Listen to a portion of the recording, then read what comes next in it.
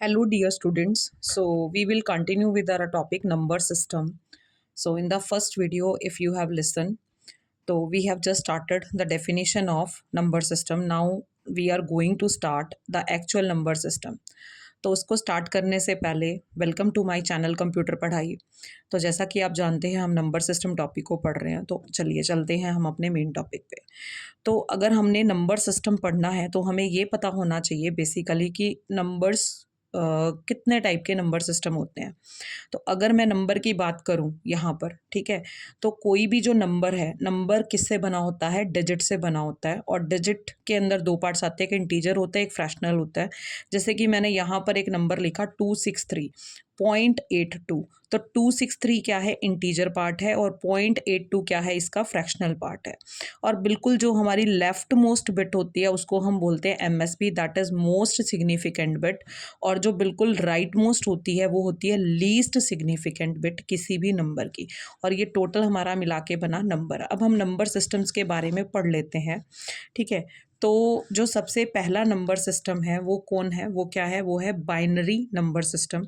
इसका बेस होता है 2, इसमें सिंबल्स होंगे 0 और 1। जैसे कि मैंने आपको बताया था कि जो भी आपका रेडिक्स होता है उससे हमेशा 1 लेस करके आपके नंबर ऑफ डिजिट्स उसके अंदर रहते हैं, यानी कि सिंबल्स रहते हैं।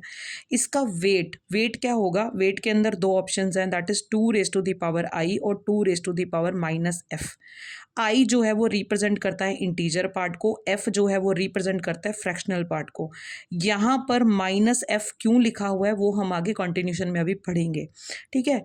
वेट का मतलब क्या होता है कि जैसे कि हम अगर नंबर सिस्टम की बात करें, ठीक है, अगर मैं आपके सामने किसी भी नंबर सिस्टम की बात करूं तो देखो, जैसे मैंने ये नंबर लिखा है 0101, ठीक है, ये LSB है। अगर मैं इस नंबर को डेसिमल के अंदर कन्वर्ट करती हूँ तो हम इसको मल्टीप्लाई करते हैं 2 की पावर से।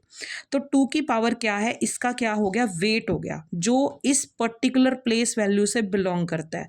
अगर नेक्स्ट 0 पर जाएंगे, नेक्स्ट पर जाएंगे, तो वो 2 की पावर 1 से मल्टीप्लाई करेंगे जब हम कन्वर्जन करेंगे।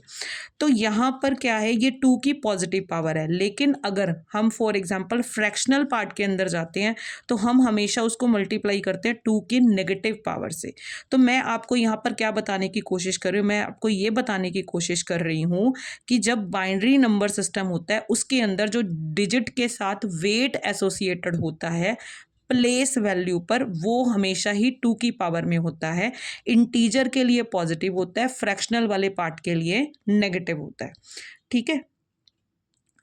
तो अब एक और बात है जो मैं इसी में ऐड करना चाहूँगी, ठीक है, जो मैं आपका बेस क्लियर करना चाहती हूँ।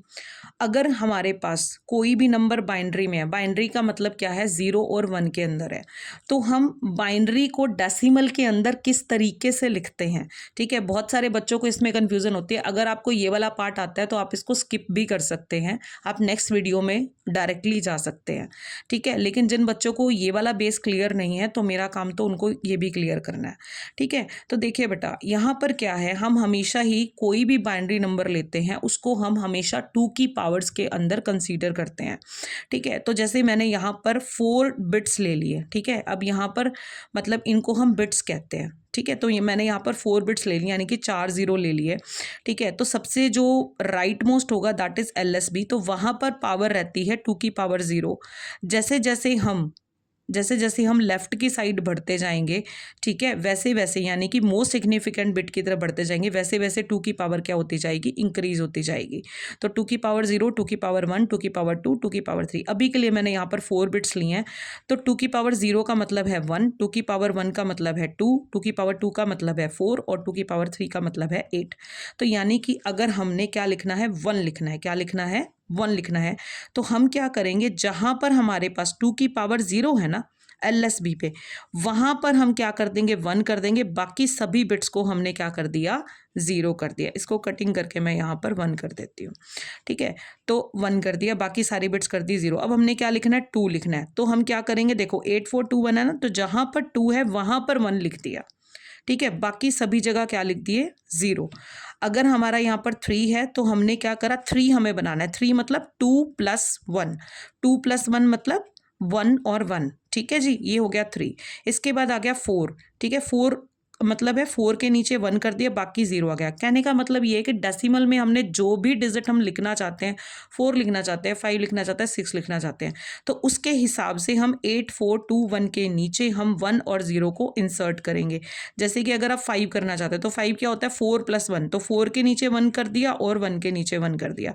इसी तरीके से अगर आपको 6 लिखना है तो 0 1 1 0, 7 लिखना है तो 0 1 1 1, 8 लिखना है तो 1 0 0 0, 9 लिखना है तो 1 0 0 1 आएगा, 10 लिखना है तो 1 0 1 0 आएगा, 11 लिखना है तो 1 0 1 1 आएगा, 12 लिखना है तो 1 1 0 0, 13 1 1 0 1, 14 1 1 1 0, 15 1 1 1 1 1।